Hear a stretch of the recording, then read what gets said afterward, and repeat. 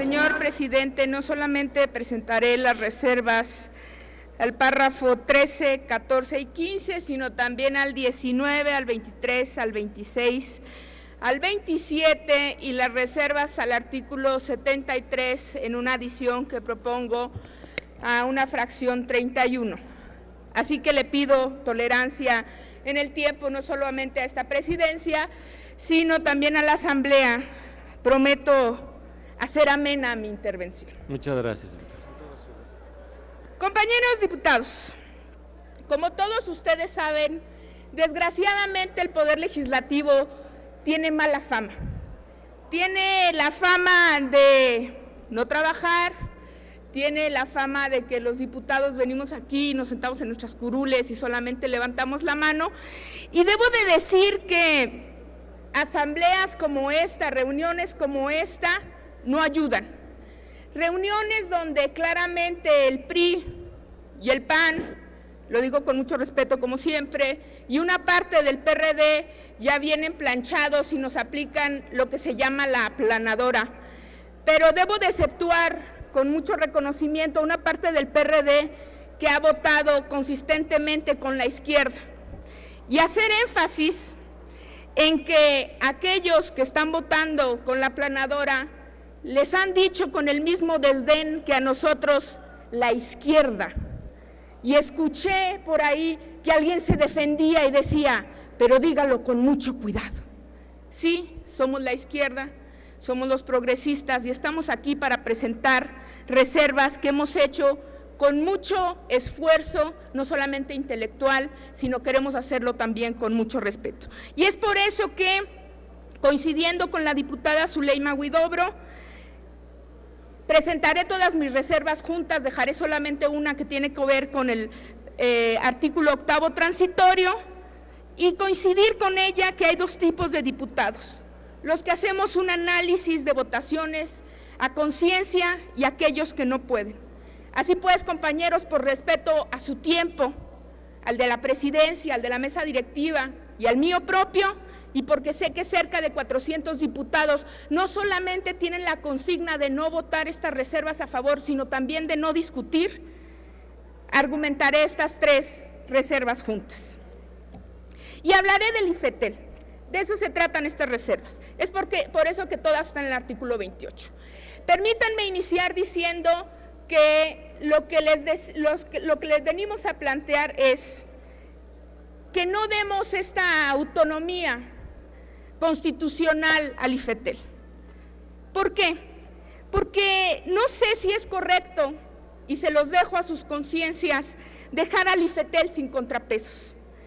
¿Cómo podemos permitir que este órgano, el IFETEL, formado por 7 aparentemente iluminados, no solamente va a ser el regulador, sino también el que otorgue, el que quite permisos y concesiones, sin Contraloría del Poder elegido por el pueblo, sea esta Cámara, el Ejecutivo o el que ustedes quieran, pero además quien cobre las cuotas y además quien en su mismo órgano tendrá un órgano investigador y un órgano resolutor, como si esto fuese una cuestión de justicia y no una actividad administrativa. Y para ello, permítanme usar un poco de teoría y prometo no aburrirlos con ellos. Los órganos constitucionales autónomos se crearon con un objetivo al inicio. En la separación de poderes había que garantizar quién garantizara los derechos humanos de los ciudadanos frente al poder público, los derechos fundamentales. Y es por eso que se crean los órganos constitucionales autónomos, originalmente. Esta teoría obviamente evolucionó y cambió para dar espacio también no solamente a los derechos sociales, sino a los derechos económicos, pero a los derechos económicos en su conjunto. Se supone que esos son los órganos constitucionales autónomos, y estos órganos constitucionales autónomos no deben obedecer ni a su creador, que puede ser en este caso el Senado, el Presidente de la República o la Cámara de Diputados, sino tampoco a ningún poder económico ni a ningún poder político.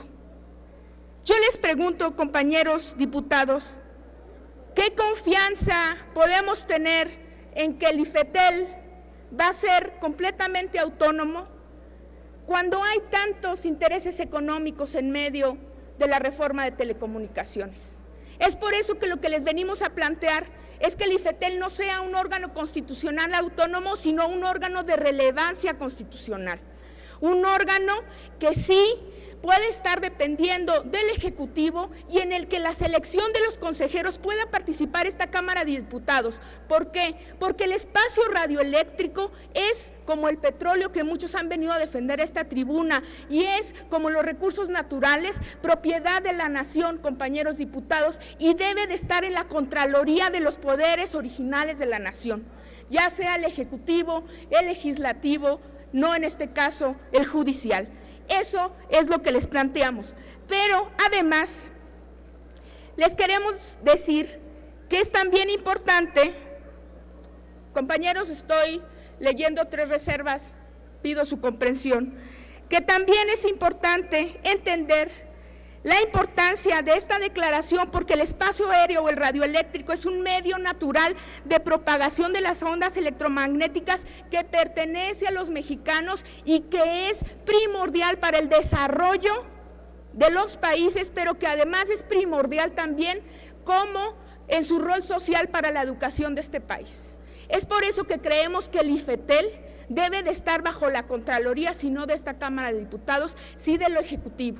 Y conste que yo no soy priista para promover que esté bajo el mando del Ejecutivo. Y la otra reserva con la que voy a terminar es para que precisamente en la selección de este órgano, de estos consejeros, no solamente sea un grupo de notables del Banco de México, del INEGI o del todavía no creado Instituto Nacional de Evaluación Educativa, sino también la Cámara de Diputados quien participe en la selección de estos iluminados a los que le estamos dando un poder, diría yo, metaconstitucional o los podemos ya llamar los superpoderosos. En eso consiste la propuesta que yo les vengo a hacer y les pediría, cerrando con una frase como siempre, que ustedes no me vean como enemiga, como decía el historiador y político británico Thomas Macaulay. Cuando la lucha entre las facciones es intensa, el político se interesa no por el pueblo, sino por el sector al que pertenece. Los demás son a su juicio extranjeros, enemigos e incluso piratas. Compañeros diputados, yo no soy su enemiga, soy su par. Les pido que escuchen las reservas, que las consideren y además que no caigan en el engaño de las ilusiones necesarias. Esta reforma tal y como está planteada puede ser perfectible. Y eso es lo que estamos tratando de hacer en esta tribuna. Yo les agradezco mucho su atención. Gracias, diputada. Pregunta a la Secretaría de la Asamblea si admiten la discusión.